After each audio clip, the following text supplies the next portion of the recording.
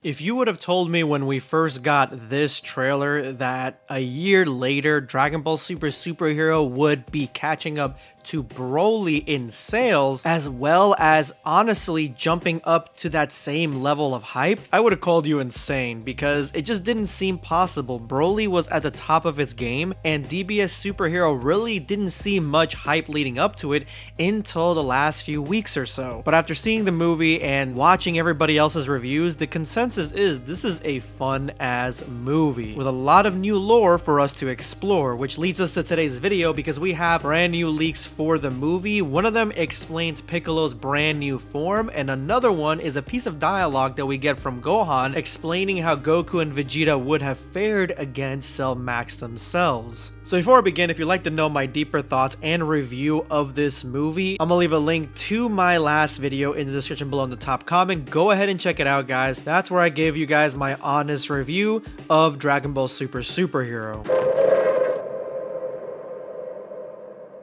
Dragon Ball Super Superhero's novel finally dropped, and it has actually some useful information explaining the universe behind Dragon Ball Super Superhero, because there are a lot of things that need explaining and aren't very clear. According to the superhero novel, this symbol on Piccolo's back represents the pride of the Namekian race. Piccolo gets this symbol after wishing on Shenron for him to unlock all his latent abilities. Once Piccolo is in a life or death situation, this symbol emerges and he gets his big boy Chad transformation. A circle of light runs across Piccolo's back, and in it grew Ajisa, a tree painted with light, the tree of his home planet Namek. Eventually, the tree of light grew leaves of light and became a round crest.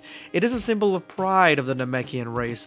Piccolo's fall stopped and his body was enveloped in orange light, leading up to his ascended form, the giant orange Namekian. I personally love this interpretation when it comes to Piccolo's transformation, because all this time we have Saiyans finding out different ways to get stronger, using different training methods to get stronger, and nothing really harkens back to the Saiyan people as much as the original Super Saiyan transformation actually did. This feels like the first time where Namekians actually have a transformation of their own, and Piccolo has something that connects them directly to the Namekian people. I honestly was a little excited and confused when I first saw the symbol on Piccolo's back, because we've never had a character whose transformation had a glowing symbol that protruded from their body. It just reminded me a lot of the DeviantArt art for Goku, but the fact that it looks exactly like one of the Namekian trees, and that's what it's supposed to be, it adds a little bit sense of connection to Namek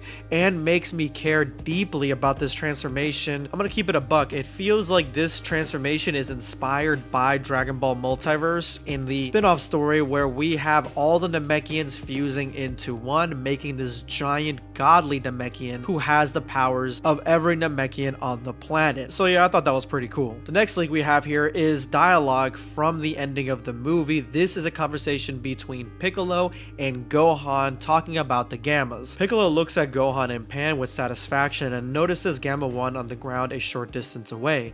Gamma 1 raises his hands toward Piccolo. Piccolo raises his hands in reply. "If it weren't for them, we wouldn't have been able to defeat him," says Piccolo to Gohan. "Even if my father or Vegeta had been around, they might not have been able to defeat a cell monster like that," says Gohan in response. Behind Piccolo, Gohan carrying Pan on his shoulder looks at Gamma and the others. "That's why I told you to stay on your toes even when things seem peaceful," says Piccolo. Gohan nods apologetically at Piccolo's words.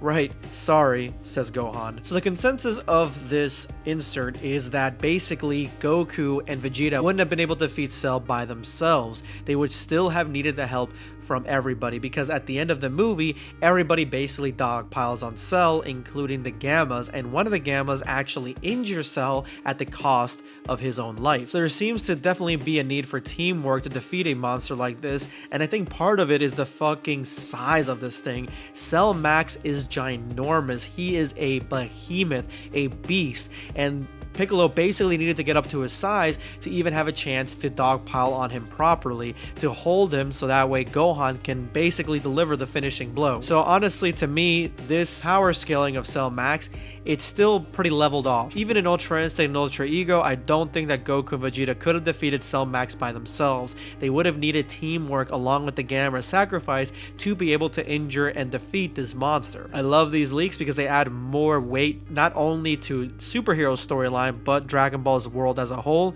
I cannot wait for something on Gohan's transformation. Subscribe for more content.